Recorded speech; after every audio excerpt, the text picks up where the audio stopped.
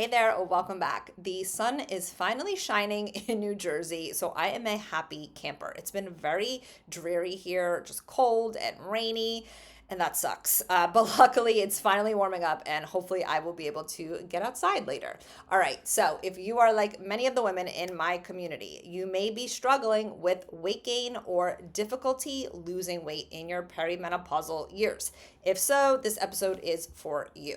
One of the biggest complaints that I hear from women is, Claudia, I cannot lose weight no matter what I do. So I know how frustrating it is when you're doing all the things like eating a healthy diet, working out, taking supplements, walking every day, yet the weight will not budge. It can really affect your confidence, your self-esteem, even your social life, because who the heck wants to go out and be around people and dress up when you don't feel good about how you look? You can feel so self-conscious. So here's the thing. It's not just about your diet or the workouts that you do. There's more to it. Your hormones, as you may have guessed, play a pretty big role in your weight. So let's dive into some of the hormone changes that can affect it. All right, number one is high cortisol. As you lose your sex hormones, you are more susceptible to the impact of stress. High stress equals high cortisol equals your body is going to prioritize survival over weight loss or anything else for that matter. Simply put, if you are chronically stressed out, and I talked about the different types of stressors in episode 13, it's not just emotional stress, then your body will only focus on keeping you alive. It doesn't care that you want to be 20 pounds lighter or fit into your size 6 Abercrombie jeans. By the way, I am loving Abercrombie jeans these days. I am not an influencer or an affiliate of them by any means. I just really like their Curve Love line for those of us curvier girls. All right. Number two, high or low estrogen. In your 40s, estrogen starts to fluctuate wildly. I have said this a million times in previous episodes before it starts to decline closer to menopause. Estrogen is going to help regulate your metabolism. It helps to regulate your insulin. It affects your thyroid health and your body weight. Since the ovaries are no longer producing enough estrogen, the body is going to look for other sources of estrogen. And one of those sources is fat cells. So the body starts converting energy sources from your food into fat, which leads to weight gain, especially in the abdominal area. So many women end up with that menopause belly, or some people call it menopause. I hate that term, by the way. It's so bizarre. But I have it too. And it sucks. It's that little pudge going on. And you're like, where did you come from? Like, please go away. But another source of that belly fat is due to high cortisol. All right, number 3 is low progesterone. So after 35, we start to have anovulatory cycles. This means that we are not ovulating every month. Ovulation is very spotty, as my mentor says, in this stage of life. So as you have learned in the past episodes, if we don't ovulate, we don't make robust progesterone. We make a little bit of progesterone all month long, but we get that nice peak after we ovulate in our luteal phase. But unfortunately, because we're not ovulating every month, we're not getting that nice, robust level of progesterone. And we need progesterone to balance estrogen's effects. So you're going to hear the term estrogen dominance a lot, especially in the online space. They throw it around all the time and they make estrogen out to be the bad guy. But it's more of a case of progesterone deficiency.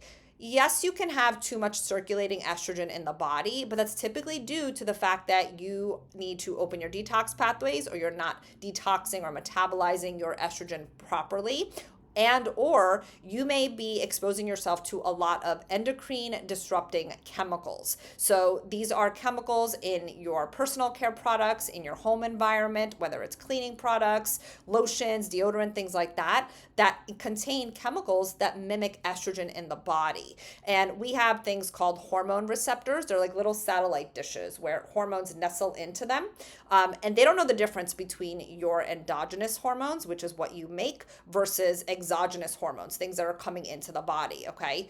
Whether that's hormone replacement therapy or these estrogen mimicking chemicals. The body gets confused, or these receptors rather get confused. So you have to do a better job of what you're putting into your body. So I'm going to do an episode on that because I know it's a little confusing and you may have never even heard of endocrine disruptors before, so I will dig into it. But for now, just start to assess the products that you're using every day.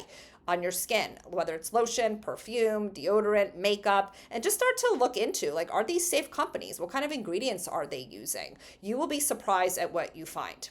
All right, the other thing that we need progesterone for is healthy thyroid function, which brings me to number 4. Low thyroid hormones are also going to affect your weight. I did a whole episode on this. I believe it was episode 8. That was all about thyroid function, thyroid health, thyroid testing. When your thyroid is sluggish, everything will slow down, including your metabolism and ability to lose weight. Hypothyroidism is much more common in women in perimenopause, unfortunately. And many women will go on thyroid hormone, but most doctors are only prescribing T4, when T3 is your more active thyroid hormone. You likely need both. All right, number 5 is low testosterone. So women need testosterone for lean muscle mass and a healthy metabolism, besides a bunch of other reasons. But as we age, like other hormones, we lose testosterone. So we start to lose muscle mass and our metabolism slows down. So number 6 is ghrelin. So this is something that you may have never heard of, so let me break it down. This is your hunger hormone. It stimulates your appetite, it increases food intake, and promotes fat storage, especially in that belly area. Again, it slows down your metabolism, it decreases your ability to burn fat, and it tends to rise at night, which can cause that late night snacking. You don't want to be doing that late night snacking if you are struggling with weight. Now, the lower level of ghrelin, the more satiated you'll be, and you won't feel the need to snack and or overeat. The other one, number 7, is leptin. So this is your satiety hormone. It's kind of the opposite of ghrelin. Now, when I talk about hormones, we don't really talk about them in isolation. I'm just going over them, but your hormones work together. They're a team, right? So we need them to be in balance. So ghrelin and leptin are a team. So leptin is your satiety hormone. It's located in your adipose tissue or your fat. It suppresses hunger and it tells your hypothalamus, your brain, to reduce your appetite. So if you've been eating, it'll tell you when you are full, right? When you're done with that meal. Essentially, it's going to help maintain your weight. But leptin imbalances can result in excess weight. The more weight you have, the more leptin you have. So it's a bit of a vicious cycle. All right, besides heading into perimenopause, the 2 to 12 or so years before menopause, as you're learning, hormones go awry due to certain food and lifestyle habits. The type of exercise that you do, what you put on your skin, as I mentioned, the level of stress in your life, the toxins in your environment, and more. So is it actually possible to lose weight in your 40s and beyond and keep it off? Well, I want to give you some hope. I'm going to share an experience that one of our clients, Aleah, had in the Hormone Rescue program. So she recently shared a testimonial with us. She went through our 6-month program and she said, I was 25 pounds overweight coming into the program. I was unable to lose anything for years. I was only gaining despite eating healthy and exercising. I was exhausted. I had breast tenderness, always felt bloated, and like I was retaining so much water. I had to resize my wedding rings twice to make them bigger. After working together in the Hormone Rescue, I have lost 17 pounds. My wedding rings are loose, my pants are loose, and I feel so much better. My main goal was weight loss, and I felt it just could not happen for me as I had tried everything. But Claudia's protocols focused on my gut health and mineral levels, and that was something I had not tried on my own because I had no idea where to start. I feel so much better. My mindset has also changed as I look at eating this way as a way to better myself and feel good and not as a diet that I have to be on. I'm very grateful to Claudia and her team for helping me through such a difficult time. I plan to continue working with her to get guidance and support. So she's still going, and I haven't spoken to her recently, but I imagine she's probably lost a few more pounds by this point. Like many women, Aleah was dieting, working out, taking supplements. She even worked with doctors and did hormone saliva testing, yet she wasn't getting results. And after implementing the strategies that we teach that are geared towards a perimenopausal woman, woman and addressing the underlying imbalances that she had, she got incredible results, and she's still going.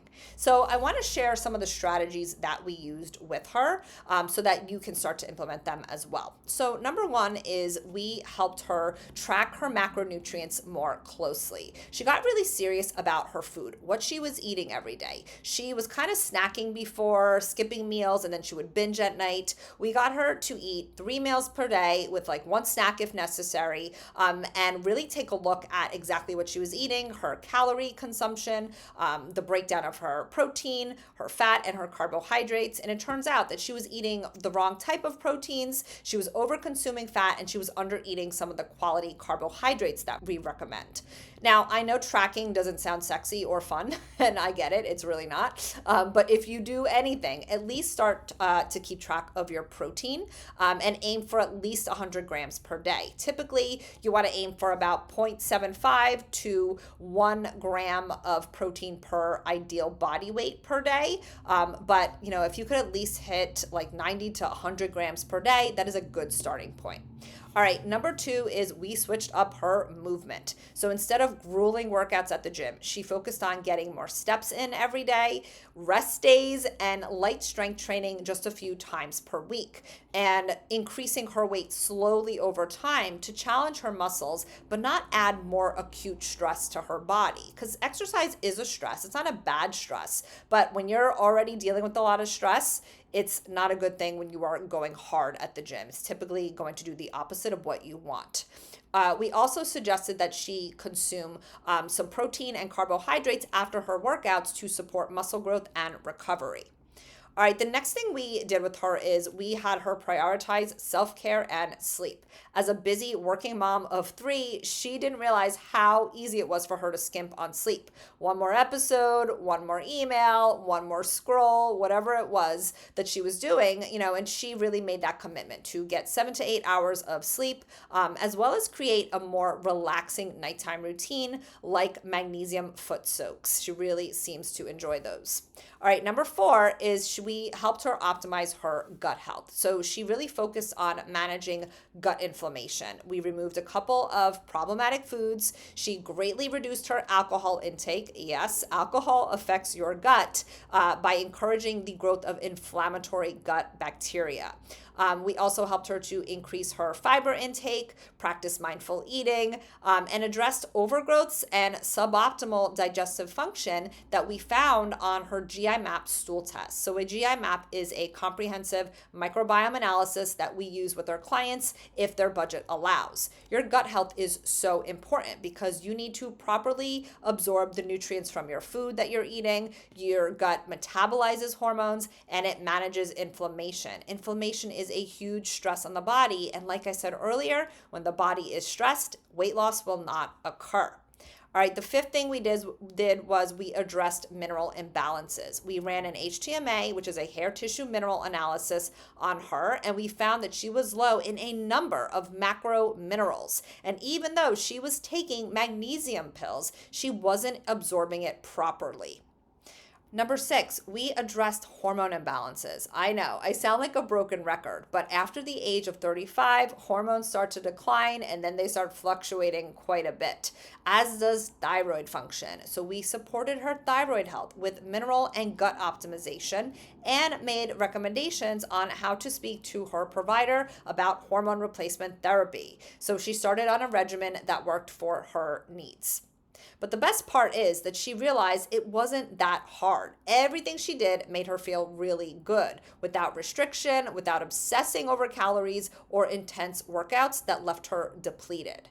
So on that note, if you're not strength training or LHS, lifting heavy shit in this stage of life, you truly are doing yourself a disservice. Strength training increases muscle mass, and we need muscle. It supports a healthy metabolism. It helps to regulate our blood sugar, gives us strength, stamina, improves mobility, which is so important as we age. It helps support our bone health and gives us that toned look that we're all after, not to mention confidence. My arms are looking pretty ripped these days because I've been doing a lot more strength training. And I definitely like to show them off in tank tops. But like our hormones, we start losing muscle in our 30s. And it just goes on a decline unless we do something about it. Now, I know that lifting weights can be really boring, and you may think, I don't want to bulk up. And listen, I totally understand the frustration with this. I know so many trainers, especially in the online space, will say it's impossible for women to bulk up. Well, I find that to be quite dismissive because, like I always say, we're not all the same. And some women won't bulk up. They'll get really slim and toned and slender, but others, like myself, can bulk up. I know my body well, and I have been strength training for years. When I go a bit too heavy for lower body moves specifically, over time, my legs tend to bulk up, and that is my problem area. I have always gained weight in my legs, and I have wanted skinny legs since I hit puberty. I will likely never have skinny legs. I've accepted that in my 40s. But what I do and what you could do is lower weight with higher reps versus higher weight and lower reps, which is what a lot of online trainers will tell you to do. You could still challenge yourself and slowly increase your weights, but maybe you don't go too heavy. And like I said, you do higher reps. And of course, you want to make sure that you are getting plenty of low intensity cardio. I walk upwards of 13 to even 15,000 steps per day. Now, I know that's not feasible for everybody. My schedule is very flexible in the business, and I work at home. But you want to try your best to aim for about 7,000 to 8,000 steps per day, if not more. And, if you don't have a tracker of some sort, you may want to invest in one just to see what you're doing, because you can't improve if you have no idea what the data is now, right? We use that data just to help us set some goals and then get to where we want to be. So I personally use an Oura ring. It's this gold one that I always have on in my videos. It tracks steps, sleep, stress, and a bunch of other things that I don't really pay attention to, if I'm being completely honest. But I love that it tracks my exercise, and it gives me that push to get my body moving, because there are some days where I don't hit 10,000 steps, so I will go for an extra walk, or I will get on my walking pad, which I will link to in the show notes, especially if you're living in an area where it's not always nice and sunny out, and you want to get some steps in. It's nice to have like a treadmill or a walking pad inside. Now, the other thing is you can also add a couple of days of Pilates and or yoga. So those types of workouts work these smaller muscle groups, and they tend to elongate the body. I notice that when I add Pilates in addition to my strength training, I tend to get a bit more slender. So if that's your goal, then try it out. All right, to wrap this all up, in this stage of life, hello perimenopause, please know that the things that you did in your 20s and even early 30s, like restricting calories, doing tons of cardio, skimping on sleep, drinking too much alcohol, do not work anymore. If anything, they make matters worse. So time to switch it up. All right, I hope that was helpful to you. I will see you next week. The information provided is for educational and informational purposes only. I am not, nor do I act as a doctor or any other medical professional. I am not providing healthcare, medical services, or attempting to diagnose, treat, prevent, or cure any physical, mental, or emotional disease or condition. The information shared is not intended to be a substitute for the professional medical advice provided by your own medical or mental health provider.